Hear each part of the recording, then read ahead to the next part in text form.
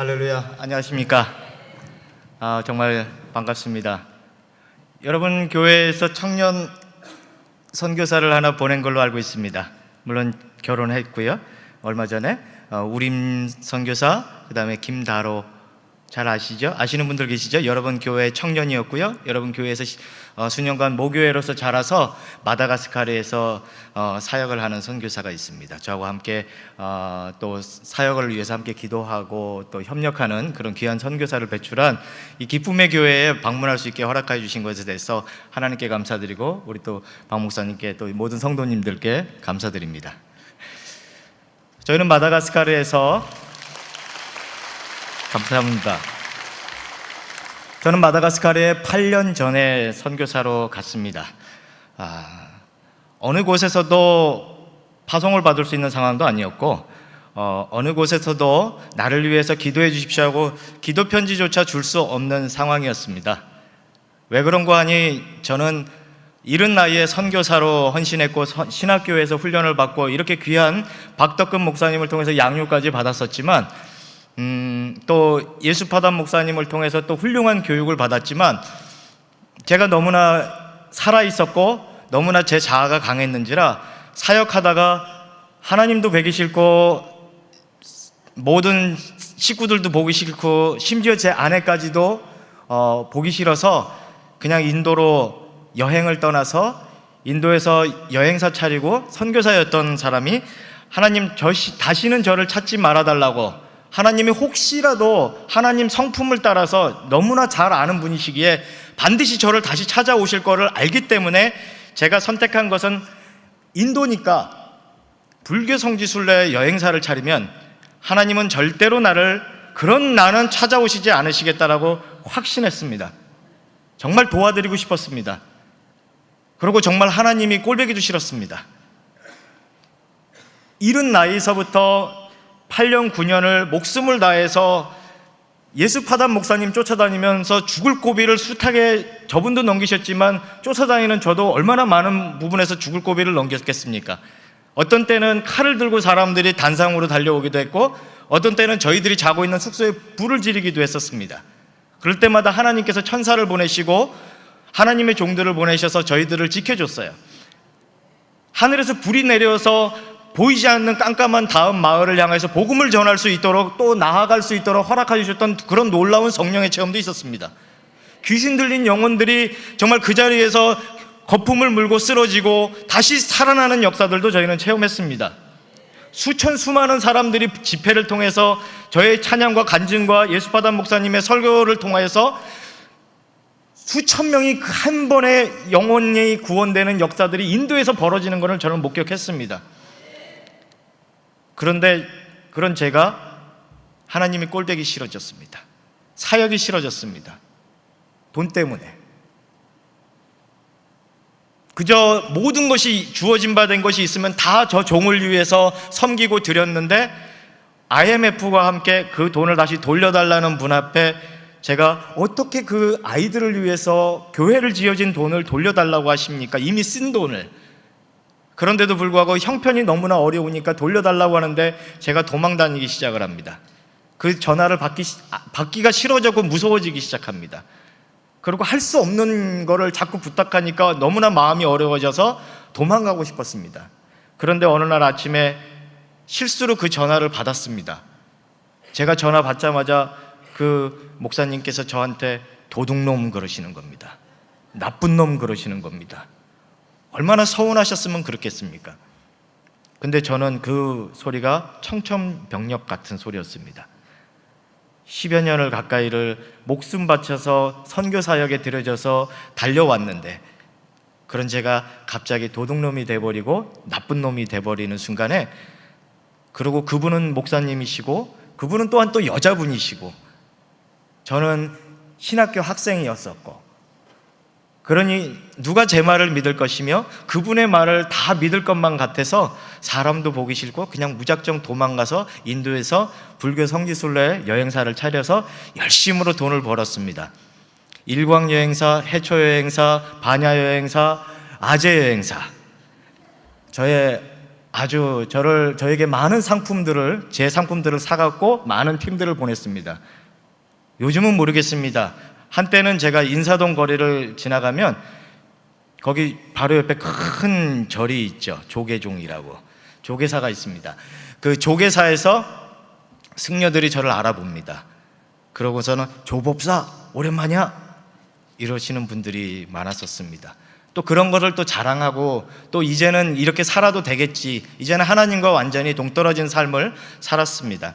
그리고 사업을 하다가 또 망하기도 하고 여러 가지 물건들을 수입하기도 하고 해나라고 하는 염색약도 제가 제일 많이 수입해다가 팔았고요. 수많은 돈을 또 만져본 적도 있습니다. 그런데도 불구하고 제 영혼이 점점 고뇌지는 것들을 보았고, 날마다 친구들과 함께 어울리던 삶 속에서 제가 오히려 많은 돈을 써서 친구들을 먹이고 살리는데도 불구하고, 좋은 곳으로 좋다고 하는 곳은 다 데리고 다니는데도 불구하고 이 친구들이 저를 향해서 술을 뿌리고 머리에다가 맥주를 붓고 하는 그런 형편이 되고, 나중에는 이유 없이 제가 친구들한테 매맞습니다. 너무나 심각하게 얻어맞아서 눈이 막 이만큼 붓고 옷은 다 찢어지고 피투성이 된 채로 제가 어떻게 집에 들어갔는지도 기억은 안 나는데, 집에 아침에 눈을 뜨니까 제 아내가 울고 있었습니다. 그때 제 마음속에 들려오는 작은 음성이 있었습니다. 소금이 제 맛을 잃으면 밖에 버려져서 밟히느니라. 저는 밟히고 있었습니다. 그 누워있는 채로 하나님께, 하나님, 할 수만 있으면 지금이라도 당장 돌아가겠습니다. 주님, 다시 한번 제게 기회를 주십시오. 다시 돌아가겠습니다. 다시 사역할 수 있게 해주십시오. 다시 하나님을 섬길 수 있게 해주십시오. 다시 전도하며 나아가며 영혼을 구원하는 일을 내 업으로 삼고 다시 한번 돌아갈 수 있도록 기회를 주십시오 하고 울부짖었습니다. 제 아내 별 면목도 없었습니다. 저희 아버지 어머니가 포항에서 배를 타고 5시간을 가면 있는 그 섬에 살고 계십니다. 울릉도에 살고 계십니다. 인도에서 사업하다가 망하고 돌아왔을 때에 19평짜리의 아파트 그 방에 아이도 없는, 결혼한 지 몇 년, 이제 신혼 얼마 된 부부가 와가지고 방 2칸밖에 없는 집에서 같이 살래니까 부모님이 그 집을 그냥 내어주신 거예요. 내주고 돈 어디 놀러 갔다 올게 그러고서 가셨는데 12년째 집에 안 들어오고 15년째 안 들어오고 계십니다. 집 나가신 어머니 아버지께서. 그렇게 살아왔는데 하나님께서 다시 기회를 주셨고, 그리고 다시 가게 하신 곳이, 저는 인도로 가서 예수파답 목사님 정말 다시 섬기고 싶었는데 마다가스카르라고 하는 제가 알지 못했던 땅으로 하나님께서 저를 인도하셨습니다. 8년 전입니다. 그리고 목사님께 전화드렸습니다. 목사님께서 울면서 저를 위해서 기도해 주셨습니다. 떠나던 날 저는 택시에 있었고 목사님께서 인도에서 하나님의 은총이 너의 삶 가운데 함께 할 것이다. 하나님께서 너를 지키실 뿐만 아니라 너를 통해 나보다도 더 큰 일을 할 것이다 라고 약속하십니다. 그리고 기도해 주셨습니다. 지금 8년이 지났습니다. 저희는 마다가스카르에 17개의 학교를 세웠습니다. 그리고 2,000명이 넘는 학생들을 가르치고 있습니다. 아무것도 없는 가운데, 기도 편지 하나 요청할 곳이 없었던 제가, 파송을 어디다가 요청하기도 어려울 정도로 부끄러운 삶을 살았던 제가 다시 하나님의 손에 들려왔을 때, 마치 탕자가 아버지께로 왔을 때에 아버지가 옷도 갈아입히고 씻기고 반지도 끼워주고 새신도 신겨주고 매일매일 잔치하는 것처럼 지난 8년간의 마다가스카르에서의 저의 삶은 잔치입니다. 말할 수 없는 일들이 벌어집니다. 마다가스카르 감옥 내에다가 교회를 세웠고요, 마다가스카르에 있는 대학 내에다가 교회를 세웠고요, 그리고 거리거리에 있는 아이들, 구걸하는 아이들을 데려다가 또 학교를 시작했고 그 아이들을 매일같이 먹였습니다. 1년 반을 쉬지도 않고 먹였습니다. 그 돈이 어디서 나왔겠습니까? 그 물질이 어디서 나왔겠습니까? 하나님이 정말 믿지 않는 영혼들을 통해서 저의 하는 일을, 사역을 도우라고 하셔서 유엔도 돕고 많은 기업체들이 돕고 많은 사람들이 와서 이슬람 교도들도 심지어 저한테 선한 일 한다고 돈 주고 가서 그 모든 일이 지금까지 이루어지고 있는 겁니다.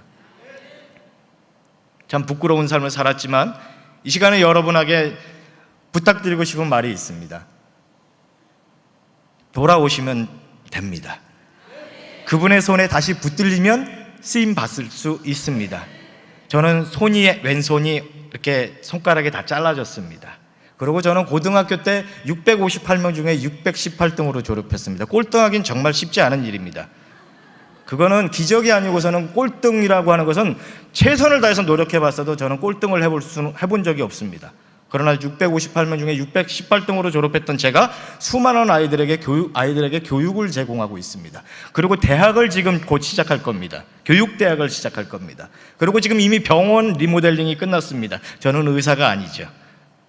그러나 하나님께서 저와 같이 연약한 자를 들어서 강한 자를 부끄럽게 하고 연약한 자들을 통하여서 하나님의 영광을 나타내신 줄을 믿으시길 바랍니다. 그런 제가 또한 여러분일 수 있음을 믿고, 또한 집 나간 자녀들이 있다면 그 자녀를 위해서 기도하시는 것을 멈추시지 마시기를 바랍니다. 파단 목사님이 그렇게 버려진 바 된 저를 찾아와서 인도의 사람이 그 비행기 티켓을 끊어서 제가 열심으로 돈 벌고 있을 때 오피스텔 초인종이 눌려집니다. 문을 열었더니 저 인도 사람이, 저 시커먼 사람이 바깥에서 울고 있는 거예요. 저를 바라보고. 그러고 네가 왜 여기서 이러고 있냐고. 하나님이 너를 통해서 나보다도 더 크고 아름다운 일들을 할 터인데 왜 이러고 있냐고. 돌아오라고. 하나님께서 너와 함께 하실 거라고. 그런 은혜가 여러분의 삶 속에도, 또 여러분의 가정 속에서도, 여러분의 사업장 속에서도 가득하시기를 주님의 이름으로 축원드립니다. 감사합니다.